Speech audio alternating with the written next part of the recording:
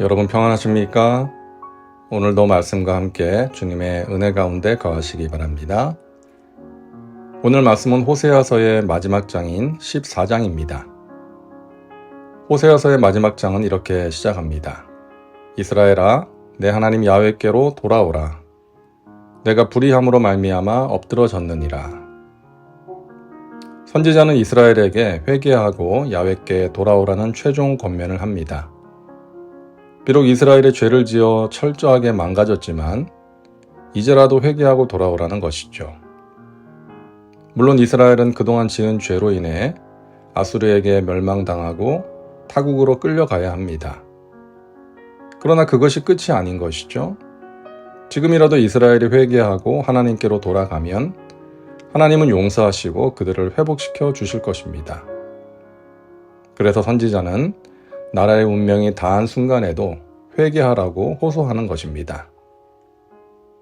그러면서 하나님께로 돌아올 때 구체적으로 무엇을 어떻게 해야 하는지도 알려줍니다. 첫째, 진정한 회개의 기도를 드리라는 것입니다.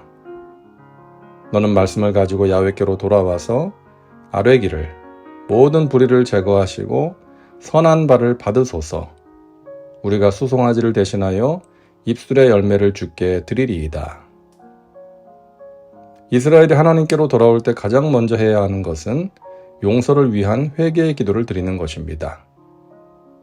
그리고 기도만 하는 것이 아니라 진정한 회개의 열매도 드려야 하는 것이죠. 그것은 마음이 담기지 않은 재물이 아닌 그들의 마음을 다해 드리는 입술의 열매, 즉 찬양입니다. 온 세상을 창조하시고 다스리시는 하나님께 드릴 수 있는 가장 순수하고 아름다운 선물은 진심을 다해 그분을 찬양하는 거 아니겠습니까? 하나님을 찬양하는 것은 용서받은 자의 당연한 의무이자 특권인 것입니다. 둘째, 죄에서 돌이키는 것입니다. 우리가 아수르의 구원을 의지하지 아니하며 말을 타지 아니하며 다시는 우리의 손으로 만든 것을 향하여 너희는 우리의 신이라 하지 아니하오리니. 지금까지 이스라엘은 주위의 강대국과 자신들이 만든 우상을 신으로 삼고 의지하며 살아왔습니다. 눈에 보이는 우상과 보이지 않는 우상, 즉 군사력과 강한 나라를 의지했던 것이죠. 거기에서 돌이키라는 것입니다. 더 이상 아수르의 구원을 의지하지 않고 우상을 우리의 신으로 삼지 않겠다는 고백과 결단이 필요한 것입니다. 셋째, 하나님의 자비하신 성품에 호소하는 것입니다. 이는 고아가 주로 말미암아 긍휼을 얻음이니이다 할지니라. 지금까지 많은 죄를 지어온 이스라엘은 하나님 앞에 나가서 용서를 빌 자격도 없습니다. 그러므로 오직 하나님의 긍휼하심에 초점을 맞추어야 하는 것이죠. 그들이 하나님께 용서를 구할 수 있는 유일한 이유는 하나님께서 고아를 긍휼히 여기는 분이시기 때문입니다. 이스라엘은 먼저 자신이 세상에 의지할 것 없는 고아와 같은 존재라는 것을 인식하고 세상에 버림받은 자를 보살피시는 하나님의 자비와 긍휼에 소망을 두어야 하는 것입니다. 자, 그럴 때 하나님께서는 약속하십니다. 내가 그들의 반역을 고치고 기쁘게 그들을 사랑하리니 나의 진노가 그에게서 떠났음이니라. 자, 여기서 고친다라는 표현을 쓰는데요. 하나님께서는 범죄한 이스라엘을 징계하는 것에서 끝나지 않고 그들의 병을 치료하시겠다고 말씀하십니다. 그들이 짓는 죄를 병으로 진단하신 것이죠. 그 병 때문에 이스라엘은 아무렇지도 않게 죄를 지었고 또 회개하지도 않았던 것입니다.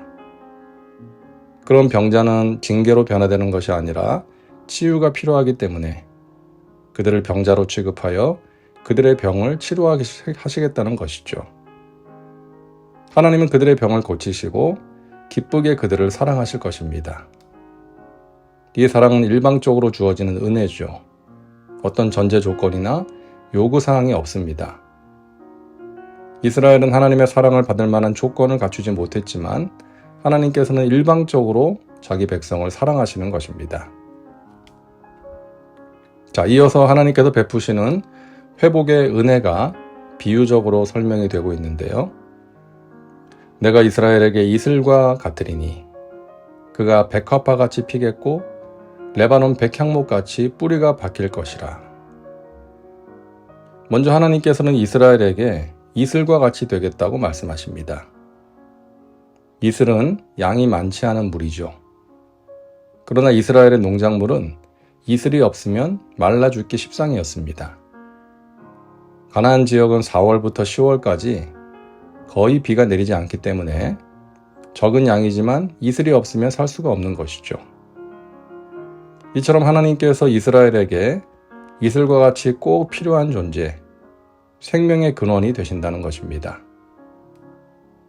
그리고 이스라엘이 백합화와 같이 필 것이라고 말씀하는데요. 백합화는 화려하고 탐스럽고 향기가 좋은 꽃입니다. 이스라엘의 회복이 매우 풍요롭고 건강할 것을 의미하는 것이죠. 그리고 레바논의 백향목같이 뿌리가 박힐 것이라고 말씀하죠. 백향목은 뿌리가 깊은 나무입니다. 이처럼 이스라엘이 앞으로 레바논의 백향목같이 뿌리 깊게 심겨져서 뽑히는 일이 없을 것이라는 의미입니다. 하나님의 회복의 은혜를 체험한 자들이 어떤 악한 유혹에도 넘어지지 않게 될 것이라는 말씀입니다. 시편 92편에 의인은 종려나무같이 번성하며 레바논의 백향목같이 성장하리로다. 이는 야훼의 집에 심겼으며 우리 하나님의 뜰 안에서 번성하리로다 라고 말씀합니다. 저와 여러분이 레바논의 백향목처럼 하나님께 깊이 뿌리를 내려서 세상의 어떤 유혹에도 넘어지지 않고 번성하게 되는 은혜의 주인공들 되시기를 바랍니다. 기도합니다. 사랑과 은혜가 풍성하신 하나님, 오늘도 말씀과 함께 살게 하시니 감사합니다. 하나님으로부터 멀리 떠나 세상에 빠져 살아가는 사람들이 하나님께로 돌아오는 은혜의 역사가 있게 하여 주옵소서. 코로나 3년을 보내면서 예배의 자리, 기도와 봉사의 자리를 떠난 사람들, 하나님께로 돌아오게 하여 주옵소서. 오늘도 말씀과 함께 살게 하시니 감사합니다. 호세아서를 통해 하나님의 마음을 알았습니다. 남편 되신 하나님을 떠나 우상을 숭배하는 아내된 백성들이 돌아오기를 간절히 기다리시는 하나님의 마음을 깨닫습니다.